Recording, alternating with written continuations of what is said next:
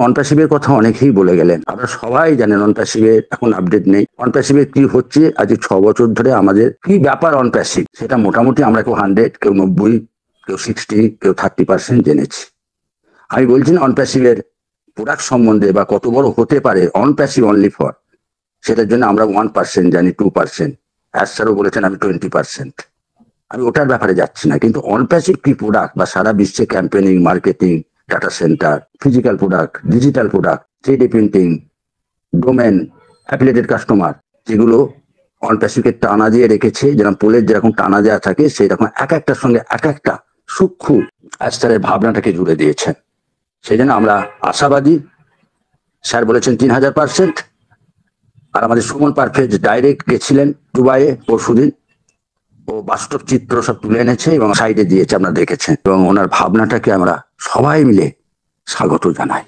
কারণ আমাদের যে ইন্টারন্যাশনাল কোম্পানির আমরা ফাউন্ডার, আমাদের যে আর্থিক স্বাধীনতার লড়াই, আমাদের স্বাধীন মনের স্বাধীন, পরিবারের স্বাধীন, সমাজের স্বাধীন, পাড়ার স্বাধীন এবং দেশের স্বাধীন, আমরা যে ইন্টারন্যাশনাল কোম্পানির আমাদের চলন বলন ড্রেস আমাদের সবকিছু পাল্টাতে হবে।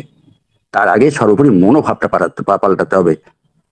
অন প্যাসিভ তার কাজ করে যায়, কিন্তু আমরা কি সেগুলো ঠিক মতন আমরা কি ধারণ করতে পারছি? বলেছিলেন রবীন্দ্রনাথ, বলেছিলেন 7 কোটি সন্তানের হে মুগ্ধ জননী, রেখেছ বাঙালি করে মানুষ করনি। উনি গণ্ডির মধ্যে থাকেননি, সারা বিশ্বে তিনি ছড়িয়েছেন, নোবেল পুরস্কার পেয়েছেন। সেই জন্য তার কথাতেই আজকে আমার বক্তব্য। পরিচিত গণ্ডির মধ্যে চিরকাল আবদ্ধ থাকলে আপনি সে চিতাবস্থার ফাঁদে বন্দী হয়ে যাবেন। যারা আজ পাড়াগে পড়ে আছেন, বড় হতে চাইলে তাদের শহরে আসতে হবে। যারা শহরে আছেন তাদের দরকার হলে তাদের বিদেশে ছড়িয়ে পড়তে হবে, কেন আমাদের সঙ্গে অন প্যাসিভ আছে। যদি কখনো সিলেটে যান তাহলে দেখবেন ছিন্ন মলিন বেশ স্থানীয় মানুষদের পাশাপাশি দামি স্যুট বুট পরা একদল মানুষ ঘোরাঘুরি করছেন। তাদের জন্য ওইটুকু শহরে তৈরি হয়েছে অসংখ্য বিলাসবহুল হোটেল, তারা তৈরি করেছেন বিলাসবহুল বাড়ি। ইংল্যান্ডের বিভিন্ন হোটেল ও রাস্তার নামে সেখানকার হোটেল। তাদের জন্যই প্রতিদিন সেখানে একাধিক ফ্লাইট আসে যায়, ফ্লাইটে অনেক লোক আসে যায়। এরা অধিকাংশই ডিগ্রিধারী নন। একমাত্র সিলেটি ছাড়া পৃথিবীর আর কোনো ভাষা তারা অনেকেই জানেন না, সিলেটি ভাষাটা জানেন, কিন্তু তারা সবাই সমৃদ্ধ সফল। যেহেতু আজকে বিশ্বের আমাকে দরকার আছে কিনা, আমার কি করণীয়, সেই জন্যই আজকে একটু অন্যভাবে ব্যতিক্রমী ভাবনা চিন্তাটা আমার। বিদেশে রেস্টুরেন্টের মালিকও আছেন, কেউ বা ম্যানেজার। একদা তারা স্থিতাবস্থা কাটিয়ে বিদেশে ভাগ্যোন্মেষে বেরিয়ে পড়েছিলেন বলেই আজ তারা তাদের পরিজনদের থেকে আলাদা। আলাদা মানে তারা পয়সা বলুন, মনোভাব বলুন, তাদের স্ট্যাটাসটাই একটা অন্য লেভেলে, উন্নত লেভেলে নিয়ে গেছেন। এবার আমার কথা বলি, আমার ধৈর্য আছে, সেই ধৈর্য আমাকে গ্রোথ করেছে এবং আমি ডেভেলপ হব। I believe that. হয়তো আমার বয়স হয়েছে, আপনাদের অনেকের বয়স হয়েছে, এখন হয়তো খেলতে পারবো না, তাও আমি জানি খেলার যখন প্রশিক্ষণ হয়, এই ওয়েবিনারটাও একটা ওয়ার্কশপ বা প্রশিক্ষণ, কিছু মানুষের সাহায্য লাগে। কিছু যে কোনো প্রশিক্ষণ, যে কোনো ওয়েবিনার, যে কোনো খেলাতেও মানুষের সাহায্য ছাড়া হয় না। যেমনি আগে আমি ফুটবল খেলতাম, ক্রিকেট খেলতাম, এখন পারি না ছুটতে অত। তা বলে কি আমার খেলার নেশাটা চলে গেছে? না, আমি মাঠে যাই। আমি কি জন্য যাই? খেলার জন্য নয়, আমার প্লেয়ারদের জন্য। কাউকে 1 বালতি পানি আনতে তো আমি পারি এখনো। আমি মনে করি আমি ওই টিমের সঙ্গেই কাজটা করার যোগ্যতা রাখি। তবে আপনারা যারা খেলতে নেমেছেন মনে রাখবেন, দর্শকদের থেকেও খেলোয়াড়দের পরিশ্রম অলওয়েজ বেশি হয়। আর সেই পরিশ্রম করার জন্য আমরা প্রতিজ্ঞা করি, আসুন সবাই, আমরা অনেক কিছু ভালো করতে পারবো। যেমন অনেকে যারা স্কিল নেই ইন্টারনেট সম্বন্ধে বা ডিজিটাল সম্বন্ধে, তাদের জন্য বলছি। এখানে তো অনেক মানুষ আছেন, ওই স্কিল বা ওই যে ওয়েবিনারে আসা বা আমি খেলতে পারি না, মাঠে যাওয়া, আমি তো 1 বালতি পানি আনতে পারি, আমি একটু লেবু কেটে দিতে পারি, আমি তাদের পাগুলো ম্যাসেজ করতে পারি, আমি তাদের অ্যাডভাইস দিতে পারি, এইটুকু তো করতে পারি। আমরা অনেক কিছু ব্যাপারে উৎসাহ দিতে পারি, যেরকম ওয়েবিনারে প্রত্যেকের হোস্ট বা হোস্টটা করছেন। তা আমাদের এটা হয় কি, আমরা ভাবি যে আমি তো খেলতে পারবো না। তখন আমার মনে হয় এটা আমার চিন্তা ভাবনা, আমার মূল্যবোধটা, মানে ফাউন্ডার হয়েছি বলে এখন আমার মূল্যবোধটা আমি দেখাতে চাই। কাদেরকে দেখাতে চাই? যারা বাঘের থেকেও শক্তিশালী, যারা হাতির থেকেও শক্তিশালী। হাতির মতন বড় জন্তু আমি নই, বাঘের মতো আমি দৌড়াতে পারি না, মাছের মতো আমি সাঁতারও কাটতে পারি না, কিন্তু আমি আমি তো সাবমেরিন বানিয়ে মাছের সাঁতারকে হার মানাতে পারি। আমি পাখি হতে পারি না, কিন্তু আমি প্লেন বানিয়ে আমি পাখিকে হার মানাতে পারি। আমি বাঘের মতো দ্রুত দৌড়াতে পারি না, কিন্তু আমি গাড়ি বানিয়ে পরাজিত করতে পারি। এই কারণেই আমি শ্রেষ্ঠ, আপনারাও শ্রেষ্ঠ। সে শ্রেষ্ঠটাকে ধরে রাখতে হলে কে আমার সঙ্গে কি করলো, দ্যাট কোশ্চেন রিমেন ইনভ্যালিড। এই প্রশ্নটা কখনো আমার জীবনে আসবে না।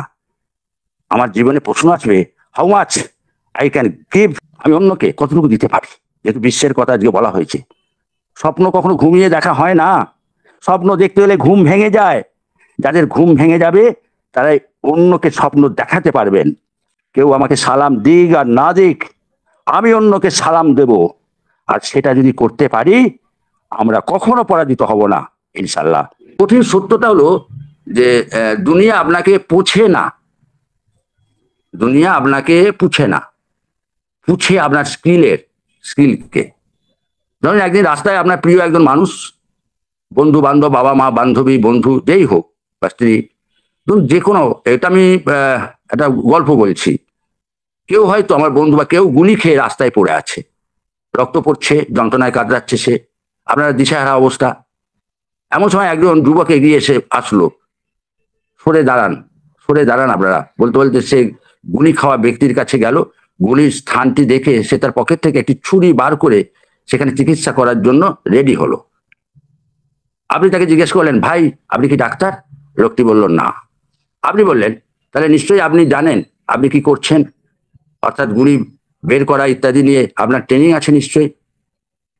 আপনার প্রশ্নে যুবকটি বিব্রত হলো। সে বলল, দেখেন আমি একজন সৎ মানুষ, আমি সর্বদা সত্য কথা বলি, সৎ চিন্তা করি, আমি সময় মতো সব কাজ করি, আমি আমার বাবা মায়ের কথা শুনি, আমি অনেক ফেসবুক ইউজ করি, আমি অনেক বই পড়ি, কখনো কাউকে গালি দিই না। আপনার তখন মহা বিরক্ত অবস্থা। আপনি বলেন, আরে ভাই এগুলো দিয়ে আমি কি করব, আমার বন্ধু পড়ে আছে গুলি খেয়ে, আর আপনার গুলি বের করার নিয়ে ট্রেনিং আছে কিনা বলেন, না থাকলে হাত দেবেন না, খবরদার। যুবকটি তখন আহত হলো আপনার কথায়। সে বলল, ভাই আমি একজন ভালো এবং সৎ মানুষ, আমি অনেক বই পড়ি, আমার এত সব সৎ গুণের কি কোনো মূল্য নেই আমার কাছে, আপনার কাছে? আপনি এত সংকীর্ণ স্বার্থপর চিন্তা করছেন কেন? আপনার মেজাজ ততক্ষণে ভয়ানক খারাপ। আপনি বললেন যে, কি বলছেন আপনি এসব কথা, স্কিল আছে কিনা বলো, এমন লক্ষ্যে আমি চাই এখন। এই গল্পটা আপনার কাছে লজিক্যালি বলে মনে হলো। ওই জায়গায় যুবক লোকটির গুলি খাওয়ার, রোগী চিকিৎসা করার স্কিল আছে কিনা সেটাই বিবেচ্য করলো। একইভাবে কথাটি দুনিয়া সম্পর্কে একদম ধ্রুব সত্য কথা। তো এই সমাজের অনেক চাওয়া পাওয়া আছে, মানুষেরা অনেক কিছু চায়, আপনাকেও তার চাওয়ার জিনিসটাই দিতে হবে। যে জিনিস সে চাইছে না সেটাও আপনার থাকলেও এর কোনো মূল্য নেই। সমাজ হচ্ছে গুলি খাওয়া সেই রুগীর মতো, আর আপনি হচ্ছেন ছুরি হাতে সেই বিব্রত যুবকের অবস্থানে।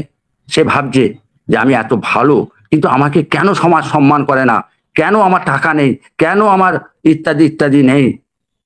দুনিয়া আপনার কাছ থেকে কি নিতে পারবে, দুনিয়া আপনার কাছ থেকে কি নিতে পারবে তাতেই সে ইন্টারেস্টেড, আর কিছুতে নয়। আমি এই যে বলছি, কিছু মানুষকে আমি সাহায্য করতে পারছি, তাদের এমন একটা জিনিস দিয়ে, এটা হয়তো তারা অন্যত্র পাচ্ছে না। তাই আমার এই বলাটা, আমার প্রতি তাদের রেসপেক্ট তৈরি হচ্ছে, এটা আমি না দিতে পারলে কিছুই হতো না। এখন কি তাহলে সততা, দয়া ইত্যাদির কোনো মূল্য নেই? অবশ্যই মূল্য আছে, কিন্তু আগে আপনার একটা ইউনিক স্কিল দরকার। যে যা কিছু ইউনিক স্কিল সেট, সেগুলোর মাধ্যমে আপনি মানুষের তাদের চাহিদাগুলো দিতে পারবেন, তবেই আপনাকে মূল্য দেবে। ইউনিক স্কিল সেট যেগুলোর মাধ্যমে আপনি মানুষের তাদের চাহিদা কিছু জিনিস দেবেন, এটা দুনিয়ার সবচাইতে কঠিন একটি সত্য কথা। আপনার দেওয়ার মতো কিছু না থাকলেও আপনি ভ্যালুলেস। এই জন্য সমাজে একজন ডাক্তারের দাম একজন এই যে বলছি বা রম্য লেখকের চাইতে অনেক বেশি। তাই পেশাভিত্তিক সম্মানের ভাগ বিভাজন থাকে, সমাজের চাহিদার উপর নির্ভর করে এটি তৈরি হয়। তো যাই হোক, আমি সেই জন্য বলবো আপনার ভেতরের ট্যালেন্ট, ভেতরের স্কিল ইত্যাদি দেখার আগ্রহ কারণ নেই। ভেতরে কিছু থাকলে তা ব্যবহার করেন, দেখান স্কিল এবং কাজ। অন্যথায় ওই ভেতরের ট্যালেন্ট আপনার নিজের তৈরি করা এক ভ্রান্তি, যা আপনাকে টেনে রেখেছে অতল গহ্বরে। এবং নিজেকে ইমপ্রুভ করুন, নিজেকে ট্যালেন্ট এবং স্কিলকে ইমপ্রুভ করুন। এটাকে কেউ বলতে পারে সেলফ ইমপ্রুভমেন্ট। নিজের ট্যালেন্টকে বিসর্জন দেবেন না, সেলফ ইমপ্রুভ হন। কিন্তু এসব হচ্ছে কথা মনে রাখবেন, কিন্তু অবশ্যই আপনি আসলে কি করছেন বা কি আসলে ম্যাটার করেন।